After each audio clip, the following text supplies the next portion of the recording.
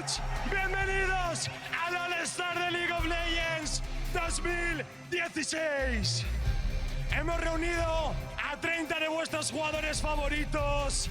Durante los próximos 4 días lucharán codo con codo para defender a sus regiones y demostrar quiénes son los mejores. Han llegado para incendiar la grieta del invocador, el equipo de Allstars, compuesto por la LCK de Corea, la LCS de Norteamérica y la GPL del sudeste asiático. Un fuerte aplauso para el equipo. ¡Fuego!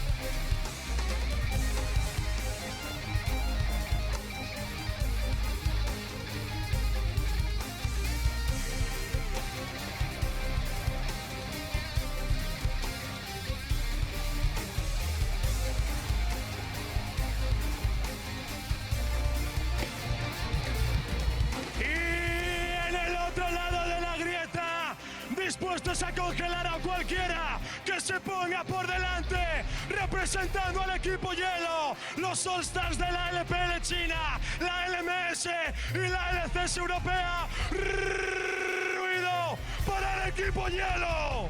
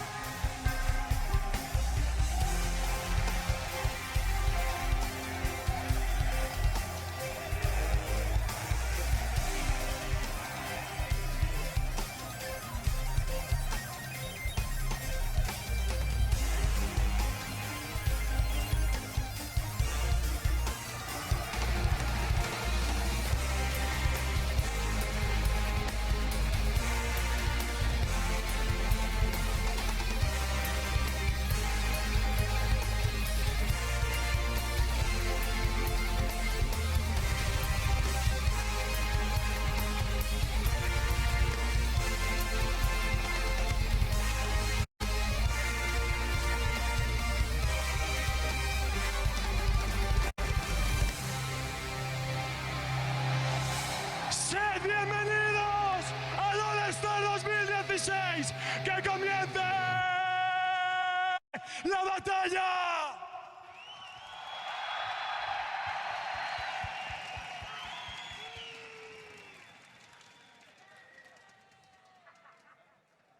There they are, our All-Stars from Fire and Ice. What a fantastic performance and what a fantastic introduction for the players by Ibai. Bienvenido todo el mundo a Barcelona. Welcome everybody to Barcelona. Around the world, you answered the call. And now 30 of your favorite players have descended on Spain. Over the next 4 days, they will battle it out on Summoner's Rift and Howling Abyss to determine which All-Stars will rise above the rest as we get some sights of the beautiful city we are in, Barcelona, and the players have been preparing in. It is truly a wonderful city and a wonderful venue here at the Palau St. Jordi. Good evening. I'm Eefje Schok-Supporter, joined on the analyst desk by James Stress O'Leary and Joshua Jat Leesman. Quite the intro there for the players. Ooh, but, a great, exciting, fun intro, and it's going to be a fun week. This is the point of the year. Worlds is done. We're at the end of the season, so let's create some mayhem. Yeah, one way to make an entrance is just shooting fire into the stadium, and you can Fuego. feel the heat of it all the way up here. I'm just looking forward to seeing the best players play on this patch for the first time, right? Like, we've seen IWCA, we've seen people in solo queue, but I don't think we've ever seen players at this level play on this patch yet, so that's what I'm excited for. Definitely so much to see, and we'll be covering everything from here, but we are not alone in that here in St. Jordi. Our international broadcast partners are also helping us out to bring the tournament around the globe in over 15 languages. There you see some of our colleagues from the LVP, and of course, as always, the team from Korea's OGN, bringing you all the action as well. Now, after a year full of amazing League of Legends moments, we have gathered here to celebrate. Superstars from 6 regions have been divided into 2 teams, Team Fire and Team Ice. First up in Team Fire, we have North American LCS, Korea's LCK, and Southeast Asia's GPL, specifically the Vietnamese All-Stars. And then in Team Ice, the European LCS, the League of Legends Master Series, and China's LPL. What are we thinking of the division here of teams? Is Fire notably stronger? Is it Ice? Rather convenient. The North American LCS got placed with the LCK again, tried to defend the Team Fire championship from last year. I like the chances of Team Fire if I'm just looking at that, because I feel like the NA All-Star team, just the players that got voted in, are actually pretty strong. But you never know with NA's chances coming to these international events, right? Yeah, oh, there we go. I have a quote from Mithy, actually, who said when he was taking a look at the teams, we're playing versus the NALCS. That is the LCK and European imports, but you call it NALCS? Fine. That's exactly what it is. Yeah. There's some pretty stacked lineups, but there's a lot of game modes and a lot to get before we determine a winner. And the winner of All-Star this year is going to be determined by who gets 1,000 points first. There are a total of 1,950 up for grabs, and they're going to be split all across the game modes. Yeah, so obviously there's a different point system for each game. The regional games that are the normal Summoner's Rift games are worth 100 points. The 1v1 actually has a pretty hefty amount of points as well that could actually all go to one team if, say, Team Fire or Team Ice dominated the 1v1, 250 for first place, all the way down to 50 points for third or fourth.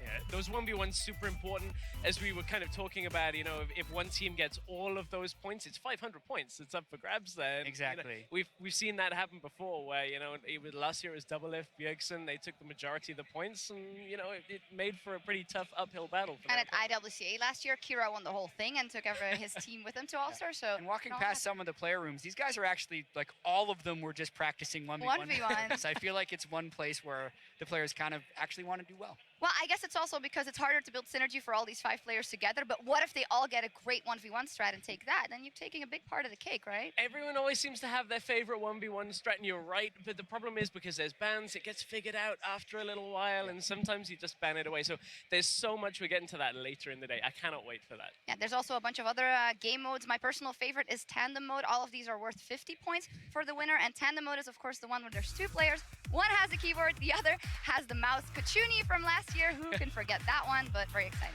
Oh man, Tandem mode. There's also assassin and marksman modes where players have to choose from a restricted champion pool. Basically, in the search bar, you type in marksman for marksman mode and assassin for assassin mode, and those are the only champions you can play. Also, you have to build only offensive items in those modes. Yeah, no tanks in either of those modes, thankfully, but we might see a couple of tanks in One for All. One of the fun modes we had from IWCA, we had a lot of Zacs coming out, we had some Javans come through as well. So that's the mode where everybody votes on their team for a champion to play. All 5 members of that team are going to have that locked in. That gave us last year 10 Blitzcranks. I wonder whether we'll see anything like that again. It's always Jarvan fun. versus Yasuo again. Yeah. Like, that was actually a really great thing if people were watching. IWCA, or just go back and watch the 1-for-all between Yasuo and Jarvan. Like, there's some really fun combinations you can see, especially when you have really good players playing that wacky game. Brazil versus Oceania, 5 Zax with a ZZ-Rot portal. That was fantastic. so funny and at the same time so frustrating, because we were talking to the Oceanic team and they said, oh, we'll just, escape. No one can catch Ezreal. 3 Zax come flying in. They Zac suddenly can catch hit. Ezreal. Yeah, when there's 3 of them all ulting as well. Craziness. I hope somebody's got something new as well that we're going to get We'll to see, but it is something we can see come out as we are here on patch 6.23 for the All-Stars Madness. That is preseason +1, and in IWCA we said, okay, Assassins, all these reworks, everything's gonna come out, and it was tanks. Surely with so many champions changed, we were looking at it, Assassins were going to be the name of the game on preseason, as you alluded to. A lot of people talking about the strength of Talon. We didn't see any of that. LeBlanc got banned, but it's all about the mastery changes, Chad. I mean, it makes tanks so strong. I feel like Courage of the Colossus just kind of snuck in under the radar with all these assassin changes and just kind of dominated the top lane meta. But in all honesty, the 6.23 patch here, there's a lot of stuff that's really OP. And I want to see how much of it gets exploited by these top players and how much of it is undiscovered or doesn't necessarily work on the pro game. Like Shyvana, for instance, if you're thinking in solo queue, crazy amazing jungler. But with the really good players, Lee Sin probably better than that. Ivern probably better than that. Like, there's so many things that I want to see if can kind of overtake the meta we saw at Worlds, and then we'll see in the fun games here. And as you alluded to from IWCA, that's teams that were kind of thrown together from their own regions as well. So now I want to see if, the likes of Korea's players are going to bring something that they've been playing that nobody else has really seen. One thing's kind of for certain, Nautilus, such a high priority in the top lane right now because of how stupidly broken with his W as well, gets 53% of his max health as a shield. It's crazy. You just cannot kill him. Unkillable. Yeah. We'll see what happens. And of course, as you say, pro players, so they're definitely at a highest level, but they haven't had that much time to work together. So maybe they go for something that is better to execute. I know in the Assassins modes, for instance, you can pick Nocturne and Pantheon, and we saw that in the IWCA as well, coming out of GPL, using that as a strategy. So it'll be interesting to see if they go strategy crafted or just have fun and, rely on their own prowess. Yeah, I mean, I feel like a lot of these players are going to be playing mostly to show off, and the really in-depth strategy isn't going to be there.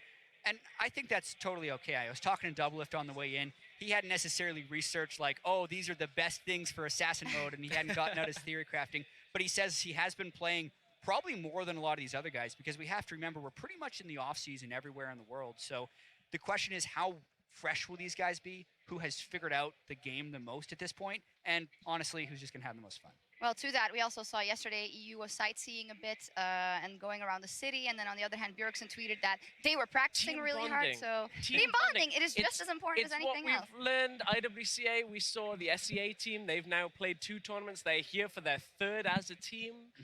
I still think it's an uphill battle for them, but it's certainly, that team synergy might go a little bit of the way to help. All right, let's take a look at the schedule then, because we have a lot on our plate starting today.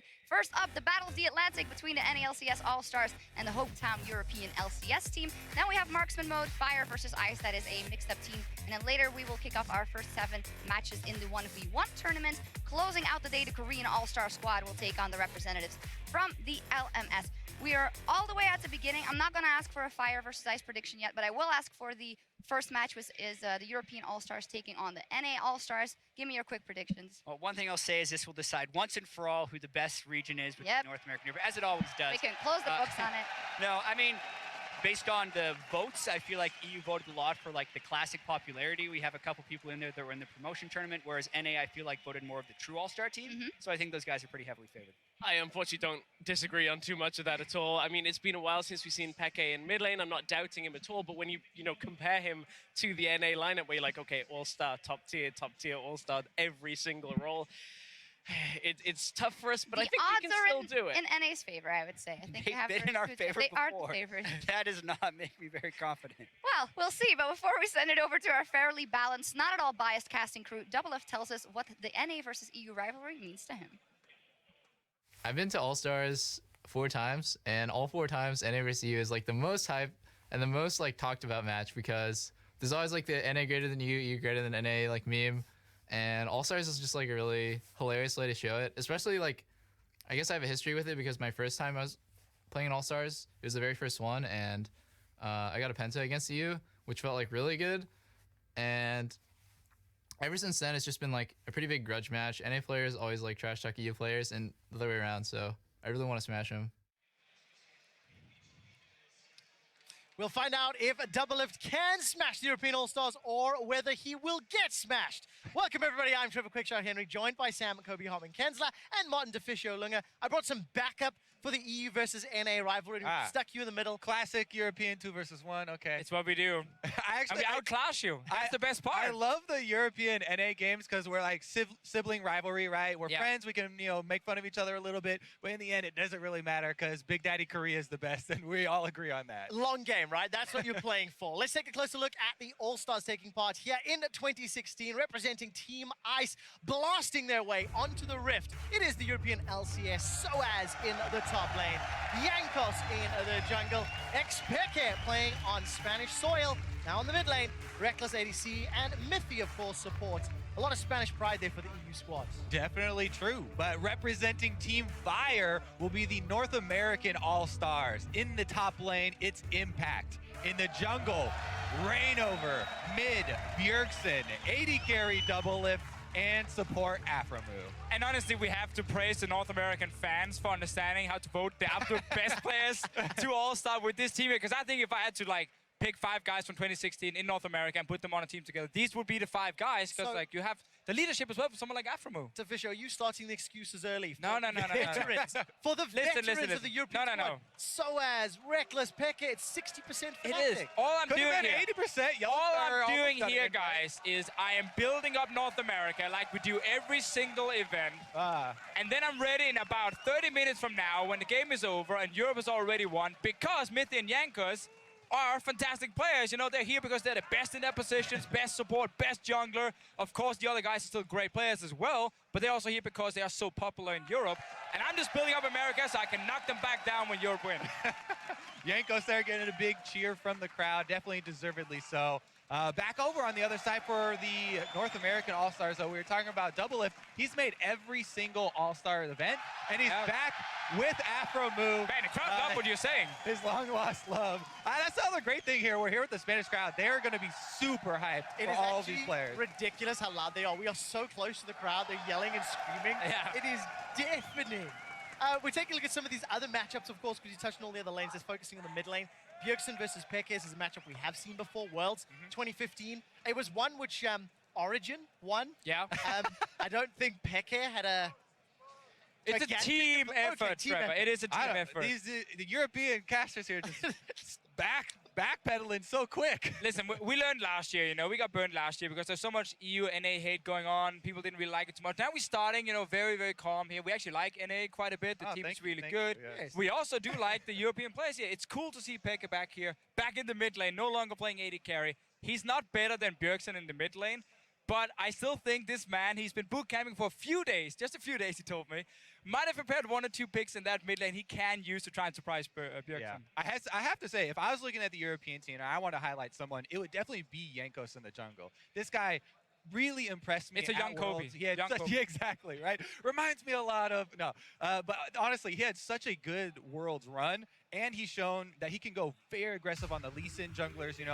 With jungle being such an important role in the preseason, you can really carry a game from that role if your jungler gets an edge. Yeah, exactly. The jungle point is so good because when you're looking at really strong picks in solo queue that can maybe translate onto the pro scene, the role where I see the most picks is the jungle, because so many of them are just very viable right now. You can carry from it. You can actually power farm pretty effectively and get ahead of someone like your dual lane. You can gank a lot early game. There's a lot of new ways you can use. So many options. So as a jungler, you must be very happy. And Yankos is the man who can really carry this team, and he needs to take down Rainover, which is not exactly easy. I was going to say, it's also something that somebody he has faced before, a long time ago, back when Rainover was still playing in EU. Now, we are a couple minutes away from jumping into picks and bans. We've hit it on the opening of the show. 6:23, it is a new patch, same patch as IWCA.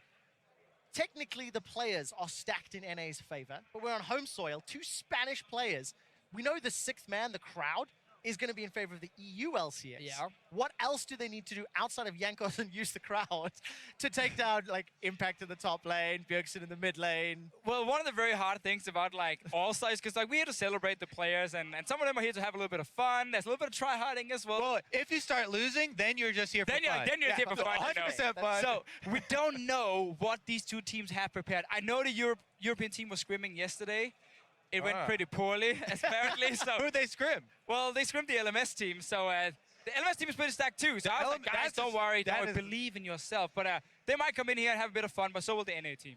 Yeah, I mean, everybody's going to have fun because it is All-Stars. And you're right, we are here to highlight the players. Very excited to see, what champions people actually think are the most busted on this match. Exactly, Katarina LeBlanc. There are really good assassin options. I mean, they talked about tanks on the desk, and yes, Courage of the Colossus is OP, but there are some very good assassins that have a high skill cap. Well, Kobe, you're about to get the answer to the question. Pick some bands for game number 1 of All-Star 2016. European LCS representing Team Ice and their first band, Katarina. Well, it's no secret that Bjergsen has been playing a ton of Katarina on stream and been crushing with it. This is one of those assassins I was talking about that is actually highly tuned towards a very high skill cap. So her win rate doesn't actually reflect, I think, how good the champion is at the moment. I actually thought Peke would want to play Katarina quite a lot. I know he's been practicing it in solo queue, but he has other tricks, of course, up his sleeve here. And they probably didn't want to first pick it, didn't want to risk, as you said, Bjergsen taking it on his side. Karma, boring, but we've seen it before, and it's still really, really strong, and so is most of the mage supports. And I think one of the things that we have sort of seen in terms of the 623 meta, outside of tanks in the top lane, the remainder of the roles, relatively similar. There's a bit more option in the jungle, of course, but from Worlds to now, it's really top that are the biggest changes. Yeah, 100%. Like the tanks, Poppy, Nautilus, Maokai are like the 3 biggest ones. You will still see a few carries like Jace up there, from time to time a Trundle maybe to counter the tanks. I think though, if you're Europe, my favorite jungler right now is Lee Sin. And Jankos is pretty good at Lee Sin, so I would first pick that. Lee Sin is also like the most played champion across the world, across Good, all people agree with me there. He's exactly. That's a good bet to take there. Most people's favorite champion. However, to me, it's not even about one lane, right? The biggest change has been that since jungle is so powerful, winning lanes are really important so you can push in and steal from the enemy jungler. Like, the more people helping out your jungle, and trying to counter jungle. No! They scouted the team. Tryhard bands coming in here. They knew Jankos would pick that Lee Sin, but as you just said there, Kobe, like this off-season didn't change as much as other off-seasons, so it's not like a massive meta shift is happening. Yeah. Small changes here and there, and the meta at Worlds with the pushing lanes and invading is just even better now with the longer jungle spawning time. So if you do invade and get a few camps, it is super, super good. All right, so we do still have options for like some exciting picks that got stronger in the preseason. I think Rengar is also pretty good as far as assassins go. I mean, but not a Talon first pick. Slightly. I'm just trying to. I'm just running my dream list right now for more exciting picks since LeBlanc and Katarina are both off, and those were 2 of my favorites. First pick Zyra here for someone like Mithy. He's been telling me every single day how good he is at playing in that champion right now. It is an option. I guess we can also. Oh no! Right. We started out with Courage of the Colossus. Oh, Ivan is still available. There we go. Would the NALCS squad play Ivern? Yes, he's For overpowered. Sure. Reignover will definitely play Ivern. 2 of the main stats that he had in North America, he was, top farm. Ivern has some really, really interesting jungle paths that he can start out with, and it's very easy if the enemy jungler is not used to playing against an Ivern and the team's not helping him play against an Ivern to get 3 buffed early on. We'll see what Jankos is able to do. Obviously, people have had a lot more time now to play against the champion, so most of them are expecting it, and they'll just go trade. But like Iron is, if you've never seen him before, he's Nuno on steroids because he can literally invade your camp and just take it instantly, and there's really nothing you can do against. He's a full troll champion. I love it so much. The way he walks as well, it's like good. I just love the. Yeah, Rengar, do it! Lock it in, lock it in. Playing with our heart, Reignover. Last second switch. Although Orion is actually a good takeaway from Peck here because his champion pool was limited when he was playing mid. Sure. I mean, it's an all-around great champion. To me, this pick ban phase for both teams is starting out looking like they're trying very hard here. We have Courage of the Colossus, 1 on each side for the tanks. That's very important for the preseason. And then Orion is a very good scaling mid lane as well. I mean, we know both these teams want to beat each other. Doublelift said it before the game started. It's always EU versus NA, the memes and everything. The EU team as well, they're talking about like this first game, it means everything for them. At least if they're winning, it means everything. Otherwise, they're of course just having fun in there. But taking Orianna away from Peck is kind of unfair again. Like the man has been playing 80 carry for like half a year. He's Ari though, he's still one of his most played champions. So that is a good comfort pick for him. I don't feel like it's going to be the pick. Come on, go Take a Super look at Soaker Break's Ari. options here in terms of EU. Hey, go for it. LCS. Last second. Yeah. Super Soaker Ari. We're getting it. There we go. Nice. Signature champion for Pekka and Nautilus locked in. So as Nautilus up top, expected. Yep. Taking some notes here from our friends over in the LCK, and obviously important things we can sometimes highlight about players is all-time career records on these picks. The two mid laners, actually the most played picks for these guys in their entire professional career is Ari for Xpeke and Orianna for Bjergsen. Bjergsen is 11 and 15 though on Orianna, so he's actually been losing more than winning, which is kind of weird. We'll see if they can pick up a win today. Doublelift having a great time on camera, sporting the Team Fire colors. Oh, they want to do Vayne it. Allstar? He's No? actually yelling. Vayne and Twitch are two of the highest win rate AD carries at the moment. The thing is with Vayne, she still does need a little bit of help through that that early lane phase. Caitlyn is available. Yeah, Caitlyn will actually still be one of the strongest AD carries, and we will see her banned a lot, especially in the 1v1. Oh, baby, yes! You're getting a Rengar. Got one. All right, Rengar's in here. And we might get the Mythy Zyra as well. I do want to see Twitch from Reckless because Twitch is really, really good on this patch, and we got a lot of stuff we can say about that pick specifically. This is obviously not the patch where Twitch will get nerfed slightly. He's still like extremely strong here on 623. But yeah, the Rengar pick coming in from a Reignover. I know, I'm so excited for Reignover here because Rengar with the ability to have that CC immunity change to the W just got so much extra versatility to the gameplay. We'll see. The other thing is he snowballs incredibly hard. Do the passive. Yes. The passive is so overtuned. I think they already scheduled. I think they already scheduled nerfs for it. But if you don't know the changes, like for every unique champion on the enemy team that he kills, he gets a tremendous amount of extra bonus AD. Total AD. Exactly. And it just towards the end of the game, you're going to easily be able to one-shot the AD carry as well as be decently tanky. Right, going to be the Ashe Zyra lane, not the Twitch we were hoping for. Dare I say a NA special, NA famous special? I mean, it did start with C9 back in the day. You are correct. Lemonation, of course, played it with Sneaky. Europe then did pick it up back in Season 3. We've gone a little bit back in time here with this EU lineup with Ari as well coming into the mid lane for Pekka. Exactly. So we have some old schools, but obviously we have seen these two picks a lot of worse. Like Zyra, Ashe were some of the most played picks in the bot lane. Do it. Playing Vayne is very risky. You got the Janna with him. I mean, you can see his team is like, pick Vayne, pick Vayne, pick Vayne. He's like, no, please. I don't want to lose lane. Do it, Dublin. Come on. It's Allstar.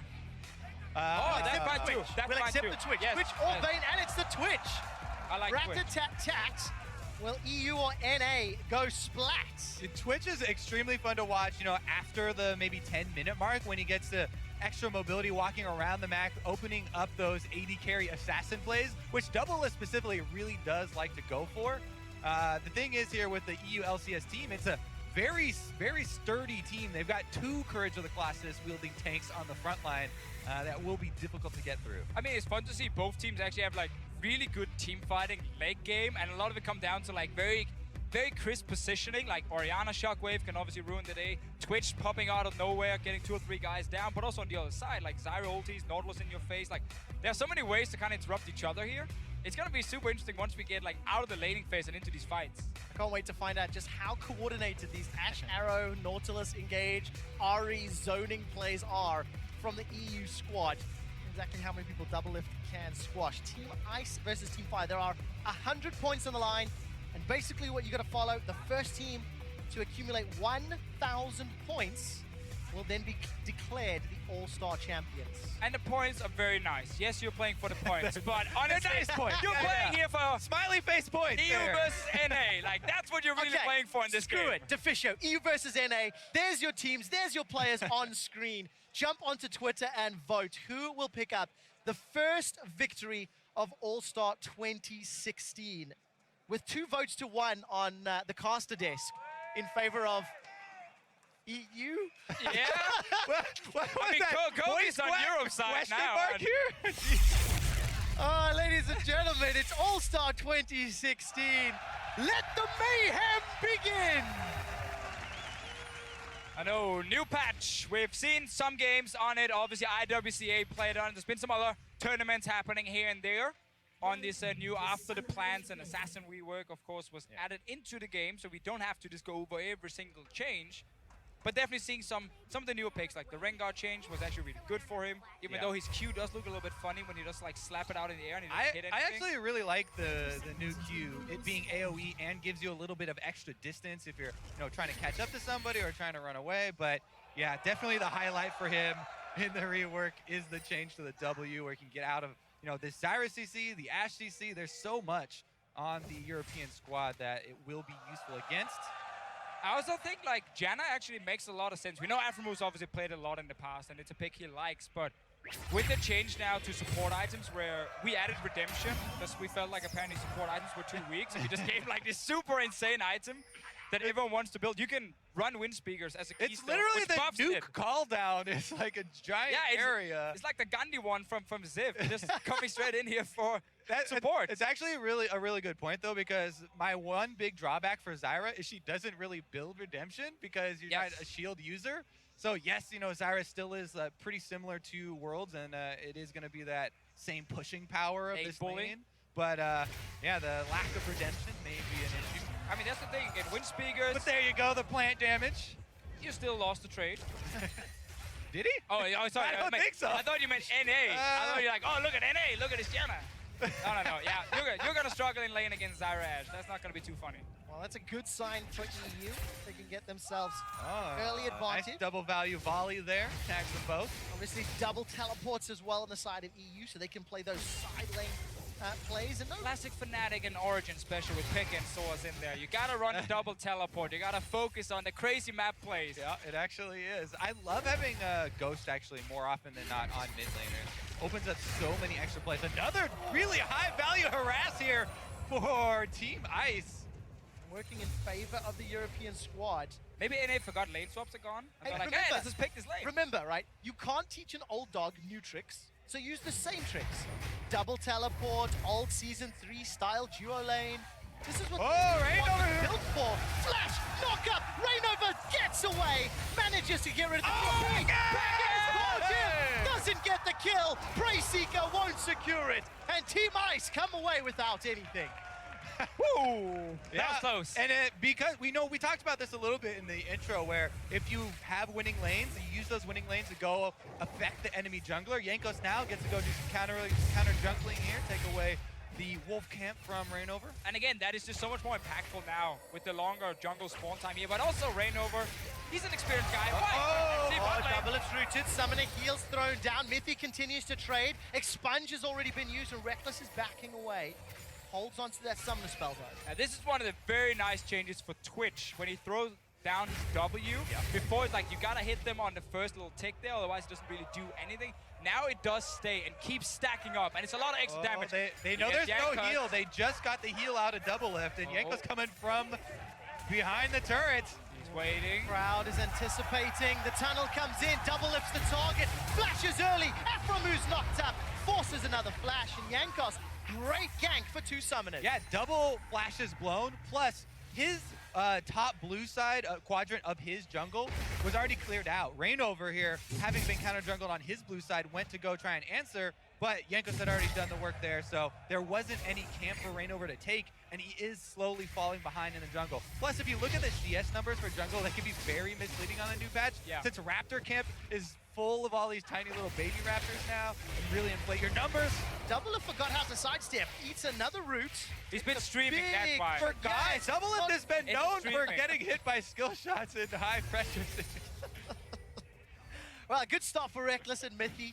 32 CS to 23 and Doublelift. Afromu there's without top lane here as well. It's tanks, never mind. There's no top lane, let's move on to something else. I mean, the courage of the Colossus trades are really exciting to watch. I get a shield, you get a shield. It's giant. I think Poppy is slightly better for me than Nautilus is in the top. I mean, the three main ones are Poppy, Nautilus, and Maokai. For those top lane tanks. All equally exciting to watch. Exactly. Yeah, the wet noodle fight for the next 20 odd minutes. The one thing I do like, Nautilus simplifies the team play, right? Nautilus simplifies your target. There's your Courage of the Colossus, and if anybody has not already read the changes. Pretty sure everyone's used to it by now, but I actually really do want to check back in on Peke because he's been doing just fine in the mid lane, and that was going to be some focus, and almost picked up the early kill onto Reignover, but first blood still has not occurred yet, even though bottom lane getting chunked out. And yeah, Peke is definitely doing fine, but I mean, we can't really ignore the fact he's down in CS with teleport, because he obviously used the flash wall as well. Normally you would push in that lane, TP back, and then you have a small advantage, but Bjergsen is just perma pushing it and having at the time of his life. Not much has changed with the AP mages in terms of items. It's still the Lost Chapter that is such a good item, and a little bit like expected, Bjergsen is taking over. Yeah, definitely going to be the case here. He is level 6 before Peke as well. And is he looking to roam? Trying to control the plants, actually. That's one of the big things for mid laners. You see the plant that was just used on the mini-map there? That was the Vision one. Those are very big for mid lane control. Reignover actually walking right by Soaz! The hook connects, and Reignover's going to get knocked up by the mine. Soaz is sent flying. Jankos, no flash available. And Reignover forced to run away, but again, North America and Fire thwart Europe and Ice. Yeah, Reignover here is playing really aggressive in the early game. First the river invade, but he almost died, and this one, we did just see 2 plants being used pretty effectively. Like, he knows he can invade on the Grumpy because he can take the plant and jump out with it, like the blast cone as we saw there. And as you highlighted before with Bjergsen, and ultimate. Oh, they're not going to get the kill though. Peke's surviving. No aggressive summon of the attack. The dissonance, and Peke survives by the skin of his teeth. Yeah, I mean, you say, Team Fire kind of thwarting Team Ice, but it's Reignover continually getting in these situations, and I would definitely say that Yanko, because of the early skirmish on the bottom side, retaining control of this game from the jungle. I mean, again, just really good use of these plants on the map and knowing exactly where it is, and then I can invade, I can use the plant out. Bjergsen used one to try and spot a ward up in the tri-bush as well before, and the one you highlighted, Kobe. And that's basically what just happened the last minute and a half, because bot lane right now, yes, it's in favor of Europe, but we haven't really seen Double get poked even more. Yeah, I mean, the big CS lead is a big part of the overall gold lead for Europe here for Team Ice. It is mostly in the bottom lane and on the jungle. So if those are the ones going to be making the plays, Enchanted Crystal Arrow, and Aphromu goes down for first blood. You were saying? Well, just as talk about this, Hold on, Reignover, Thrill of the Hunt has been used. Already a flash from Reckless. Doublelift is firing away with the ulti. Reignover exhausted under the tower. Support coming down for Jankos, but he's too far away. And Reignover and Doublelift, they've escaped for now. Here comes Jankos. Flash is coming back available. The bowler bracing now. He's body blocked. All right, first ulti used by Reignover. One of the changes for Rengar is that you can ulti much, much earlier because you are stealth for longer, 14 seconds, rank 1. Jankos is not done. No, he's not. Finds the rat. Rat goes invisible. I love how animated you two are getting with every... oh, I'm sorry. Here. Is that Europe winning, Kobe? Calm down over there. It is. Hold that thought to Fischio, because Soaz is in trouble. He's got a flash available. He's not going to need it. Instead, just going to buy as much time. Interrupted. Great stop by Impact. So that Bjergsen guy there with control over mid lane makes a roam up top with his ghost, and they do get up a kill there for Team Fire. Just saying, if Deficio hadn't tried to brag, maybe the kill wouldn't have happened. No, cast a curse, it's a thing. True. Happened twice now, first bot lane, now top lane as well. But yeah, we got to see Reignover first ulti. Not a success. I mean, he had a decent amount of burst there onto Zyra, but he didn't kill anyone. Exactly. No trophy for the passive stacking, so it doesn't count. But gentlemen, the thing is, now Reckless is down a flash, and flash is available for Doublelift and Aphromu. Reignover could look to set up a repeat gank if EU continue to play aggressive and push out like they have been doing. Right, but we have to remember Europe has this double teleport set up with Peke and Swords. Swords will have his teleport just in 2 seconds. Bot lane tower is still the target. Like that hasn't changed since World, since we changed with the lack of lane swaps. Double TP from Europe to the bottom lane should be the play to go for here. You can easily kill the bottom side there. You can get that tower. You can start snowballing. Get Peke out of this mid lane because it's not going to work for him. Exactly. I mean, not only does, first tower snowball really hard, but we do have an Infernal Drake on the map. doing it instead. So bottom lane focus could be very rewarding. First call on the bottom lane. Teleport used as well. Midby and Reckless are in so much trouble. The Crystal Arrow catches Doublelift, but so does the pullback. Reignover as well as Doublelift. They clean up 1 kill apiece. And that's what I love. I love to see a team knowing exactly what the other team can do to snowball and then just do it against them before they can even react. Really smart roam from North America. It all starts with Bjergsen pushing out that mid lane again, moving down, and of course that flash Reckless didn't have from before. Super easy setup for Rainova and the rest of the team. They should be able to win the race for the first turret as well and transition into that Infernal Drake we talked about for a pretty big snowball. It's like watching CLG G2 again from Worlds, where the North American team are just making really smart plays on the bottom side with some good roams early on and a nice early teleport. This time from Impact, and not shown, but same effect. Kills, Dragon, and advantage for North America. Definite advantage to NA. 3 kills to 1.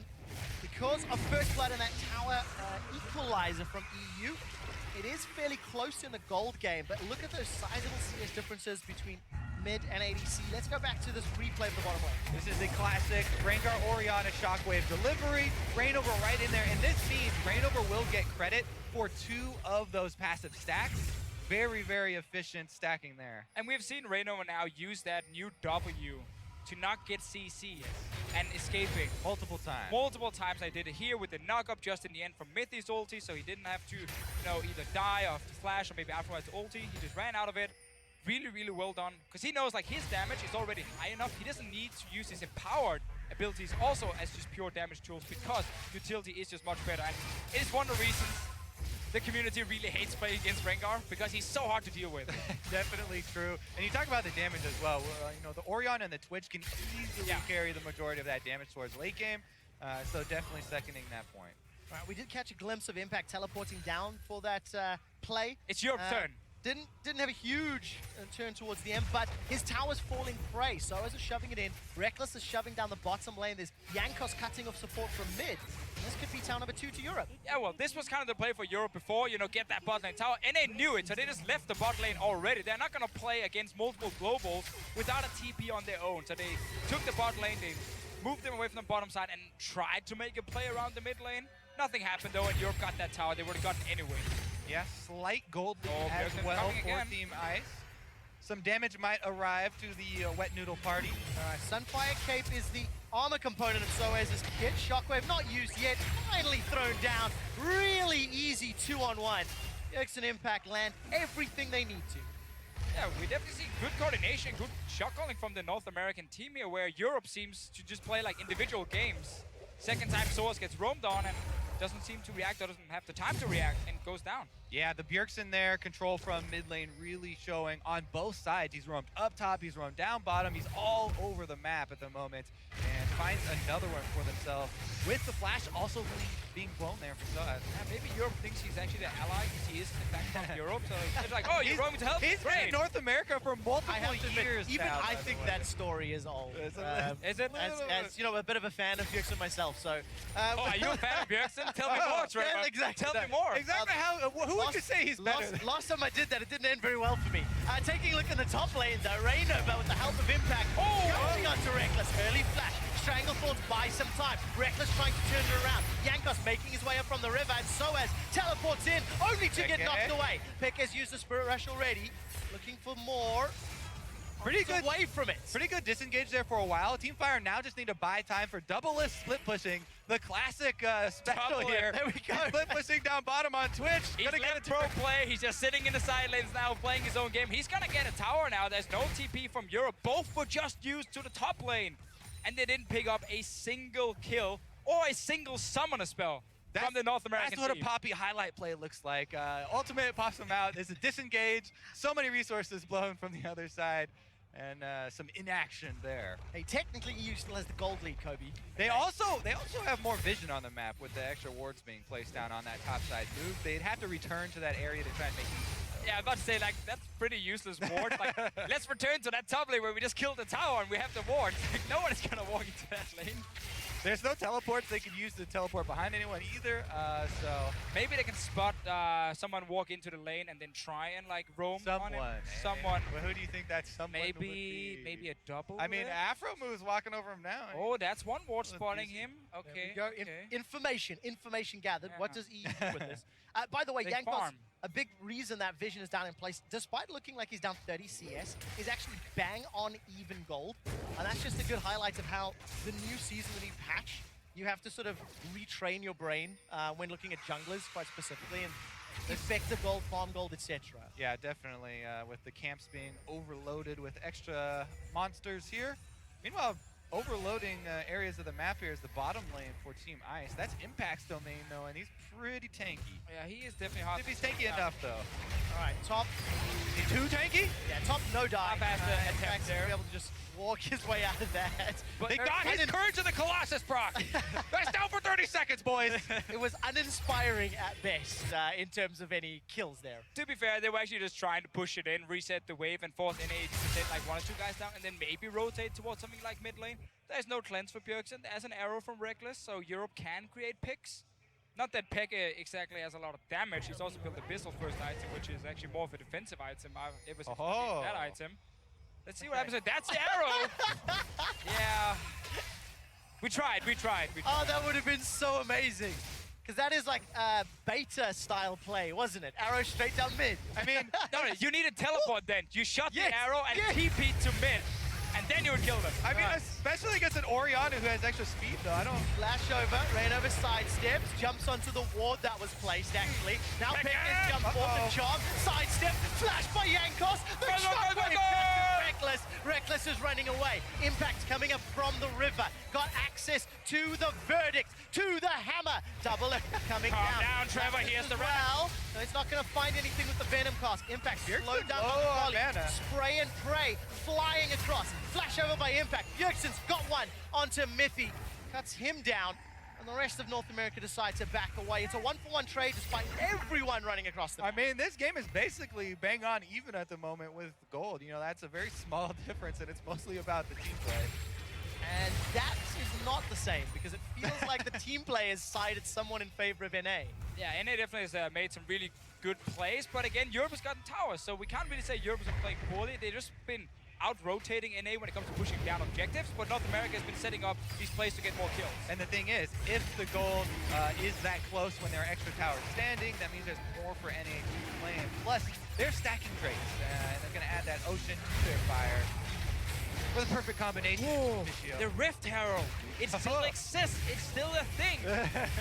No one really picks it up very often. Their eyes got And so big. Oh. in a tank meta, the Rift Herald kind of lost a lot of his value as well, because giving that buff over to No, hey, that's a jungle. That's a jungle. Oh, Yeah. what?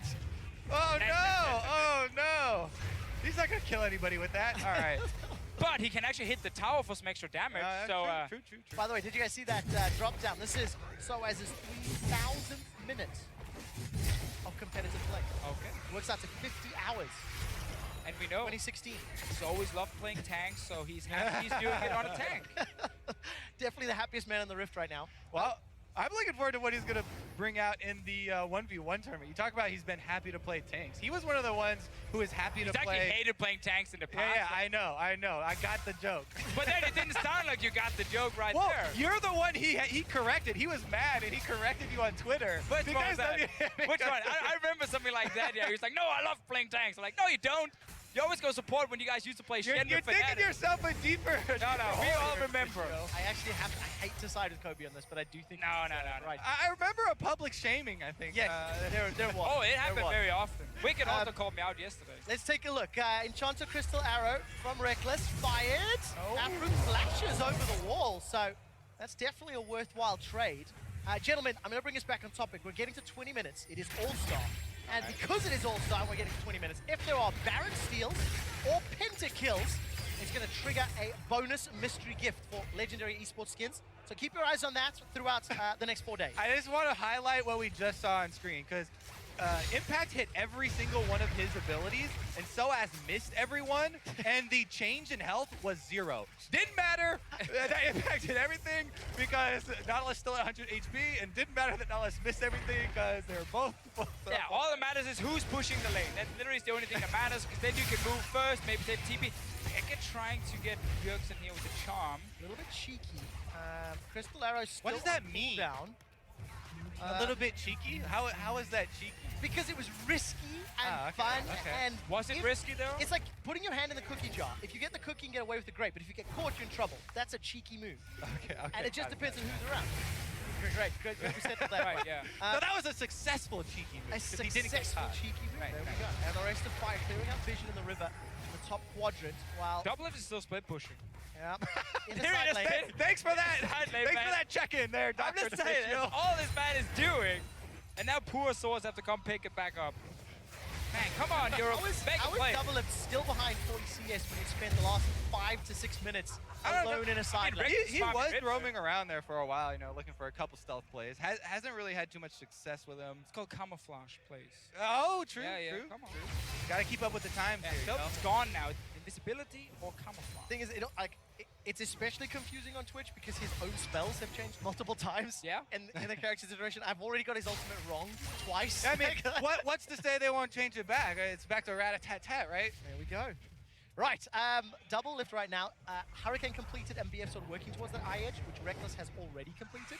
So momentary advantage, though it won't matter because there's no other matchups or fights on the horizon. No Oh, I mean, surprises in the minions itemization. would say otherwise. It matters. No other itemization surprises really. Good damage onto Yankos. No, and No even MR to though speak of. it's so even in gold, like the fact that Bjergsen is so fed on Orianna really puts it slightly in favor of North America if there is a potential fight coming in. 2 items soon completed for Double Lift as well, like massive cows. Like now you don't go Ghostblade any longer on Twitch. Just get these 2 items and you can really start carrying team fights. Oh no, Mythy even gets stunned. Here comes Soas from the side. Mythy's trying to run. The hammer kills him. Now Yankos is the target. Soas running for his life. Caught in between 4 North American players. Pekka is pushing the bottom lane, trying to side push and try to set up a back door, but it's not going to work out. North America get a kill, get a tower, and get away unscathed. I mean, they might be able to trade towers. Actually, never mind, because No. North America, they're coming out to the bottom lane. Pekka, you need to run. Alright, needs to escape. Oh, okay, they actually stopped. They went back to mid lane on the Okay, side of looking North at America. The tower's going low. Spirit Rush used by Pekka to dash away. And the tower does not go down, left on about 8% health, so very, very He's low. setting up the back door. I That's can it. see it now. Slow and steady. Slow and steady. Then he's gonna get the mid tower low, and then suddenly, boom. I mean, he doesn't really want to fight Impact. Impact definitely too tanky. No one wants to fight Poppy already. That's the problem when you play against Poppy. You can't deal damage to her, and we just saw her damage against. I know it's a squishy support, but it took her no time to kill Mithy. These arrows are a little optimistic. I like. Hey, there we go. Throw down the flare. I like the attempt, though it's not working out. And Double Lift sneaking his way up. Camouflage. Camouflage play in action. Not going to work out this time round. But that's actually something you mentioned earlier, Kobe. The ball delivery system of the invisible Rengar. Yeah. You could have a sneaky ADC step up to another ADC. It's not ideal, True, but true. it's an option. It's an option. the classic Twitch shockwave. That did actually work much better before, when Twitch could actually still think like onto you. around. Yeah, Now, get the flash in there. now you get want it. you get spotted, and then you flash on them with the shockwave. There's Double Lift. Doesn't even need It's the right shot. next to him. There it is. 2 shots, 3 shots, Methy. And Mithy's loving this game Yeah. right now. Love it. Always great to play like a really squishy support against Twitch, Rengar, Orianna. And he can't even build Redemption, so he can't use it while he's dead. That's one of the best things about Redemption, by the way. Even after your screen turns gray, you still get to play. Get to play, Get to strong play. word. I mean, you get to see the, and that's about it. It's funny. Remain involved. Giants, Remain exactly. involved. I'm helping, right? Oh, that was a flash from Afro. He didn't need that. Flare, where's the flare? No, he knows. There we go. There we go. Good boy. There you go. Not like, Dragon number 3 secured at the cost of an Afro move flash.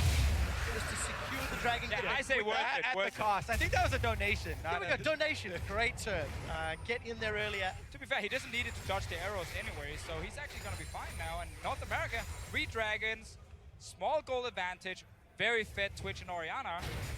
Looking pretty good for North America. Recipe for success, especially with you sidestepping those arrows, or the arrows missed, depending on your point of view, opinion. Because that's really the only way EU can get back into this. Get an arrow, get a charm, maybe a flank from the 2.5 TPs. Yeah, they have to like double TP flank, like push the 3 lanes, like one with Nautilus, one with Pekka down on the Ahri, and then like try and flank on the North American team. But it's really hard against things that can already hard engage. I actually think what they need to do is have their Courage of the Colossus frontline intercept the whoever's trying to deliver this ball. Problem is, There's so many ways. Poppy is really difficult. I mean, we talk about the Rengar and the Twitch. It was so interesting and cool how they're going to deliver these invisible balls. But Poppy can just walk it in if she wanted to. And she will, especially in Impact hands. Rain over. Soez is knocked away. Rainova's jumped into mid. He gets stunned up, doesn't get the battle roar down. A lot of damage, defensive flash from Rainova. Could this turn in favor of Ice? Jankos flashes forward, catches Bjergsen and double it. We have no damage, there it is! Peke gets on the board in Barcelona. Dashes away, Orbit Deception, chunks out double lift. But all EU get is a solitary kill. Yeah, there you go. Ineffective Rengar initiation there, and Europe were able to turn around and grab one kill for themselves. Problem is, no real punish after the fact, so it's just a little bit of gold for the kill onto Aframu. Teleport there we though. go. Wait, are you going for Bjergsen mid? Yeah, Oh, they stopped his back! They got him!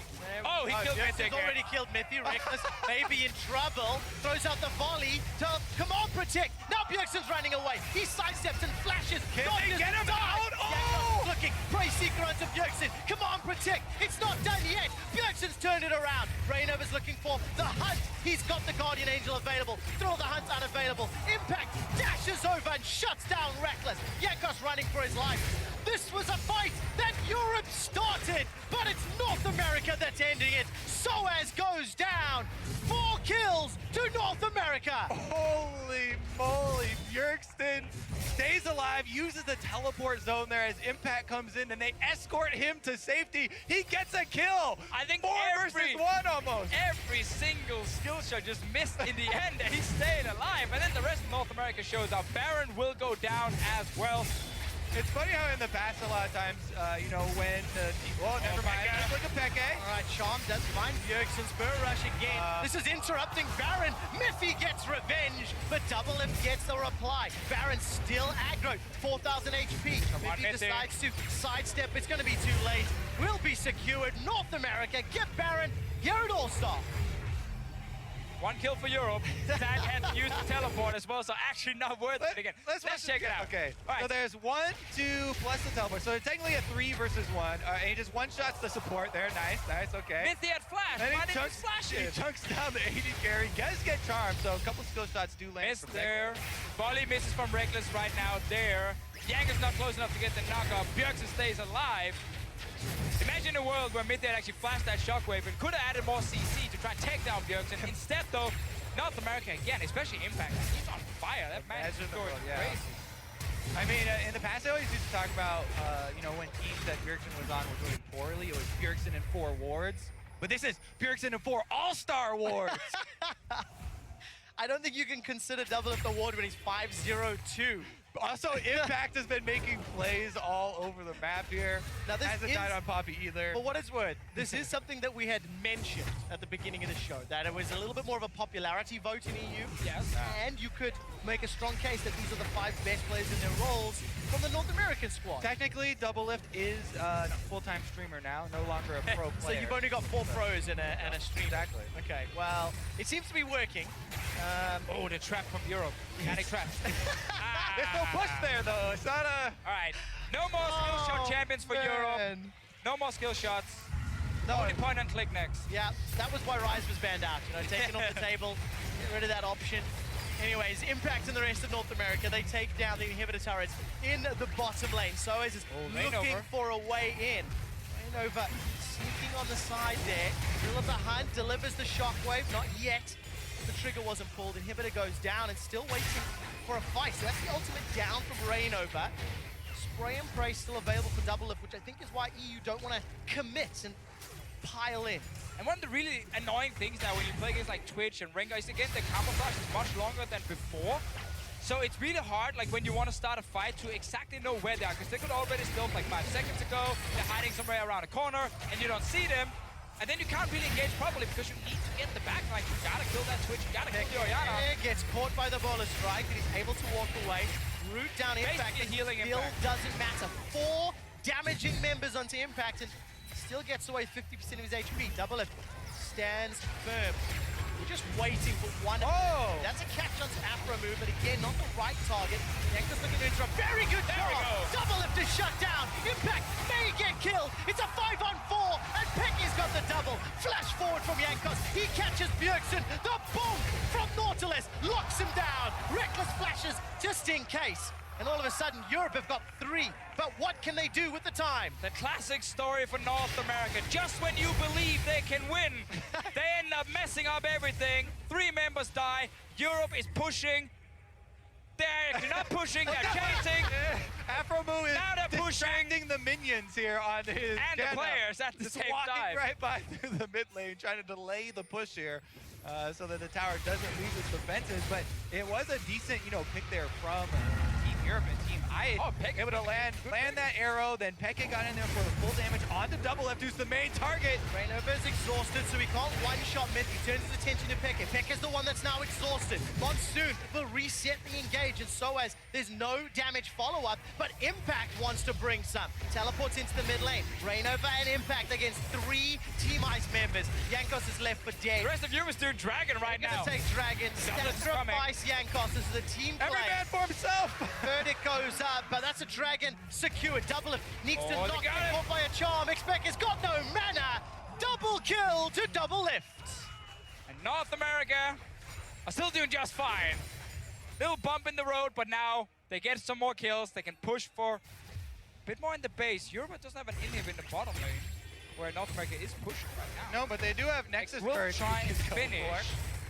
This Yeah, is a relatively 30 easy seconds finish. for Pekka, 25 for Reckless. It's a lot of time for North America. 2-on-5, and there's super minions pushing in. North America could strike first blood at All-Star 2016. Yeah. They've set their sights onto Soaz and the towers. So it's just getting in there, being super annoying with the big shield. Towers go down. Needs to wave clear. Shot by yeah. doesn't find Miffy, but the Nexus turrets are falling. Jankos looking at Reinover. There's a GA still available. The vow, the redemption is thrown down. Nexus turret number 2 still standing. Here comes GA the carries. is popped by Soaz. AD carry is alive. Peke is alive. Ash Arrow connects onto Impact, the worst possible target. Impact turns his attention steadfast. Here's Pekka. It prevents anything more. teleport! The teleport! It's not a backdoor for a tower, it's a backdoor for the kills. Pekka's looking for double lift, trying to hunt him down. Needs to be very careful. Yeah. Pinned against the wall. That should be a kill. Pekka blows his flash just to look good on the way out. Now Mythy's in trouble. They've overchased.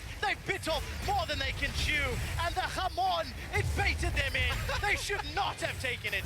Jankos left for dead. Here comes Reckless. He's got 2 tunnels to choose from. No vision. Whack-a-mole for Impact. This is the slowest kill ever. Reckless. Oh, about and to it came get back. out. Taken down. Double lift looks for another.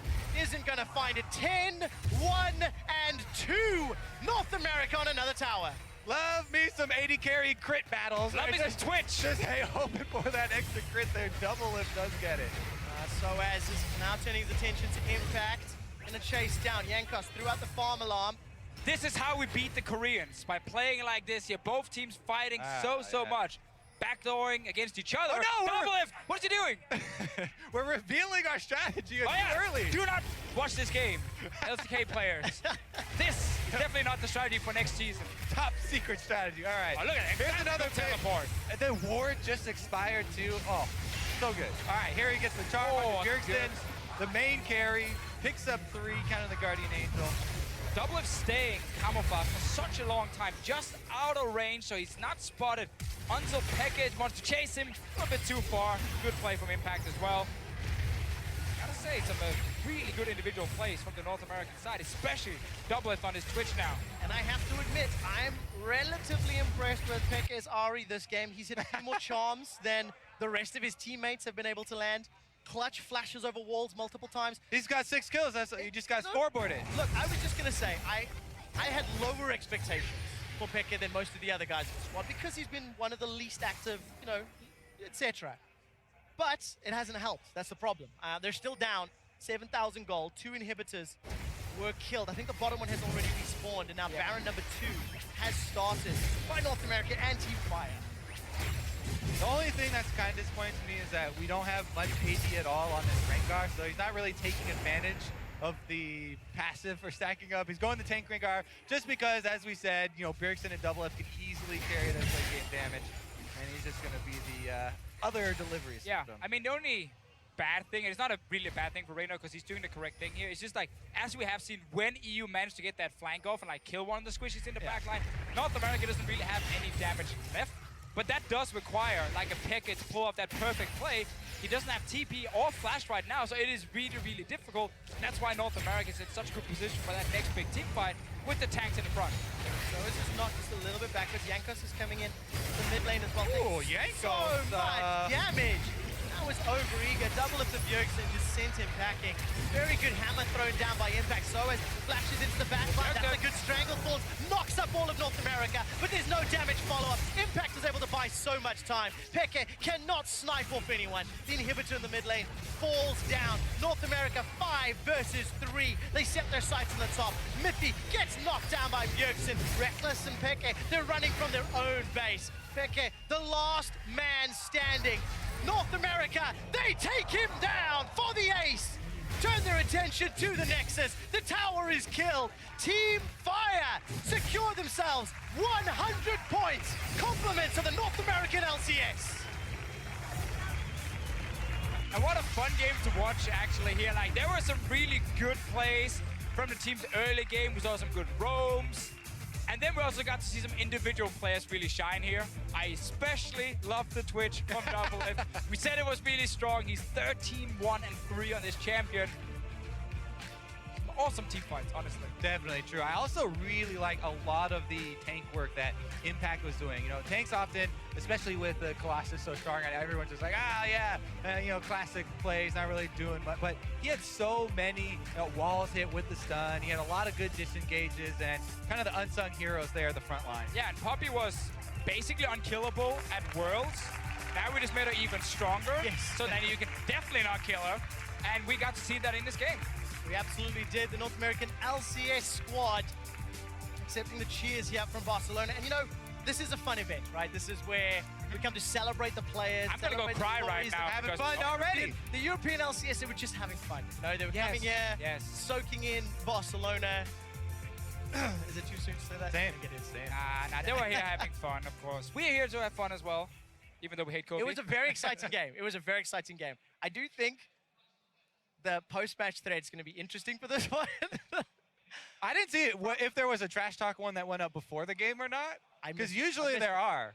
I hope so. I hope so. If not, they'll have to deliver. It is very early still in North America, obviously. A lot of the guys on a Thursday will have school and work and whatever. So maybe it comes later, but I think this game was actually really entertaining. Europe didn't have it. You know, Peke tried his hardest. The rest actually fed. What do you make about the rest of the game? Because, yeah, I think Peke showed up pretty well. You know, Reckless and Mithy in the bottom lane, they had a decent start to the game. But they missed some of those key components around, like, the tower pushing. But what about the rest of the map, the items, the new patch? Honestly, not too surprising. The biggest thing to me was, like you're talking about, the team play from North America with Bjergsen leading a lot of the roams up on the top side. Then they had that coordinated bottom lane play where they got the first turret and snowball with the Infernal Drake. That's really hard to come back from. No, exactly. That was really, really good plays. We could have seen, like, also, like, at Worlds or something, these kind of rotations early on. So both teams definitely had this really, like, try-hard start. That was very nice to see. And then later, it became this big fights going on left and right. I think item-wise, as you guys can see here, or as you saw in the game, not that much has changed since, you know, Worlds, because, again, this off-season, not too many things were just completely revamped. Like, it's not a new map, not completely new jungle or anything. A lot of it is very close to what it used to be, just the tanks on top and being very strong. And it definitely appears like the North American squad, with only 4 pro players and 1 streamer, seem to be more in sync around how to play the game, you know, making those rotations earlier and sooner. So 100 points on the board. That's important for them, for Team Fire. Yeah. You might not need to be carried by LCK this year. I was going to say, you know, we haven't even revealed our best strategy yet. And the best strategy for North America has been that we keep drafting Korea onto Team Fire. Yeah, that's why you do poorly at Worlds, so you get together with LCK for Allstar. It makes a lot of sense, honestly, because right now, it's 100 points, as you highlighted. The fun modes, like the AD carry mode we have next, that's only 50 points. Well, so this is super important. You've revealed NA's secret. Draft LCK after failing at Worlds, and that's how you're going to win All-Star. But it's very early. They've still got a lot of games to play. Team Fire, they have come in hot. Let's head over to Dash, who's standing by with Bjergsen. Thank you very much, gents. That's right. I'm here with Bjergsen after a nice victory over EU for NA and Team Fire. That is 100 points in the bank there. Bjergsen, first question to you, though. Here in Spain, how does it feel to betray the homeland and play for NA? I don't think I'm a betrayer. You know, we still won. There's still Rainover and I. We both played in Europe, so Europe still won.